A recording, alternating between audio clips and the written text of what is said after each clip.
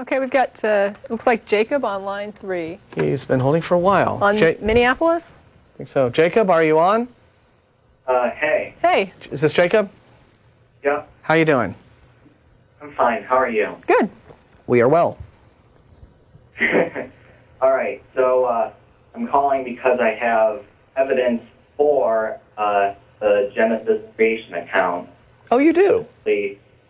Not just against evolution, but for the creation account. Bring it. All right. Specifically, it's about the flood, because if you look in the fossil record, what you see is at lower strata, you will find fossils of weaker animals and other creatures and that kind of thing. And then as you go up and up, you will find more complex things.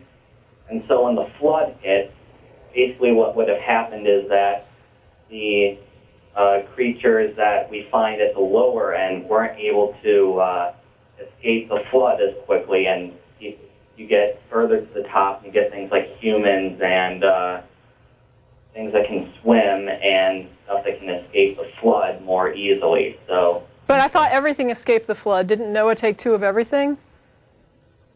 And 7 of some or something like that? So everything, I mean, all species escaped the flood then, correct? So they should all be alive today, right? Do you understand what I'm asking? There should be no extinct species except for modern extinctions. So, like, we have dinosaurs and that kind of thing, which would have gone on the ark according to the Bible, correct? Mm-hmm. Well, then, if you're saying dinosaurs would not have been able to fit on the ark, right? I've always heard it was baby dinosaurs. Well, let's go with this one then. Okay, so if dinosaurs were not able to fit in the ark, right? Right. So you're essentially saying that because we find, say, the fossil remains of Brontosaurus and Tyrannosaurus deeper than we find fossil remains of humans, that means that they were weaker than humans?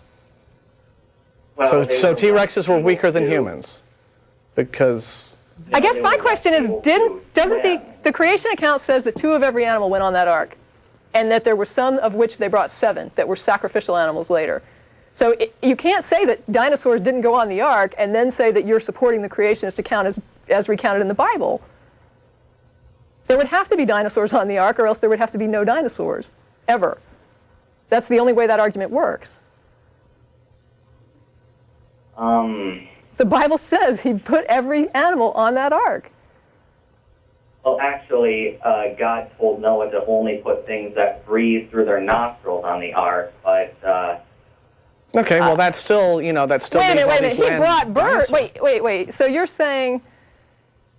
But a dinosaur does breathe through its nostrils. Yeah, I mean, that would still leave all the land dinosaurs, right? So we've got some dinosaurs, you know, crowding the ark, and...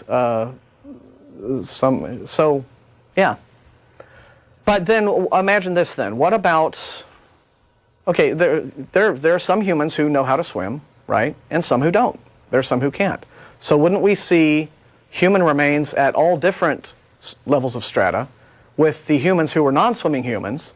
We'd find their skeletons. We'd find human beings at all different levels. We would find all animals at one level, leveled out from a worldwide flood. There would be humans and everything else put together on a single layer of strata. Right. With the non-swimming humans at the bottom of that layer and the swimmers desperately like... Yeah, I mean... Yeah, there would be like this, it would be, if you imagine, geological strata would basically be like a big sandwich, right? Yeah. Where you'd have all these other rock layers. There'd be nothing, all the animals dead in a flood and then there'd be layer, this one layer where it was just densely times. packed with, you know, rich creamy nougat filling of like 10 billion fossils, all together in one single layer. And you wouldn't find fossils in any layers either above or below, right? Because if the flood was an event, you would find everything at the same layer. It seems like it. Yeah, I mean... Right, and that's what I would predict if I was going to go looking for it. Yeah, because it's not like the flood is said to have, you know, lasted for, you know, eons of geological time, right? It was 40 days and 40 nights, and right. So. Well, first of all, even the humans that couldn't swim could still be able to like grab onto things and that kind of thing, and obviously lower organisms wouldn't be able to. But everything died. I mean, the point of the flood was to kill every human being, right, except for Noah and his immediate family. correct? So all the humans died according to the biblical account, except for Noah and his immediate family. So whatever the non-swimming humans would have grabbed onto would have been grabbing onto something else. They'd have been grabbing onto it for 40 days. Yeah, I mean, it would they'd have have been dead. Yeah. And the purpose of the thing was to kill everyone. So, I mean, the God that tried to kill everybody would have killed everybody, I would assume, since he's God. And that Noah and his family would have been the only surviving humans, and everything would have been smashed in that flood layer. Yeah, everything else died, but they didn't all just like suddenly drop dead all at once.